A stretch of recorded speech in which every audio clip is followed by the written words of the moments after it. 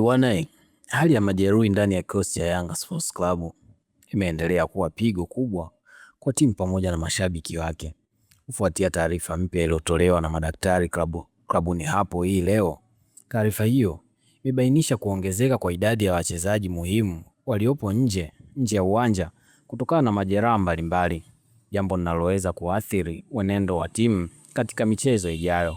Kwa mujibu wa ripoti hiyo ya kitabibu, beki wa kati Ibrahim Baka amepata jeraha la nyonga ambalo linatarajiwa kumweka nje ya uwanja kwa takriban wiki 2 hadi 3. Hili ni pigo kwa timu kutokana na mchango wake mkubwa katika eneo la kiulinzi, hasa katika kuzuia mashambulizi. Aidha, mshambuliaji hatari Laureano Dilson Depu amepata majeraha ya nyama za paja na anatarajiwa kukaa nje kwa muda wa wiki 2. Kukosekana kwake kunaacha pengo kubwa katika safu ya ushambuliaji, hasa ikizingatia uwezo wake wa kufunga na kutengeneza nafasi. Katika safu ya ulinzi, beki Shadrack Boka naye ameongezeka kwenye orodha ya majeruhi baada ya kupata jeraha la mguu wa kushoto. Boka atakuwa nje ya uwanja takriban wiki 2, hali inayoweza kuathiri uimara wa safu ya nyuma ya timu hiyo.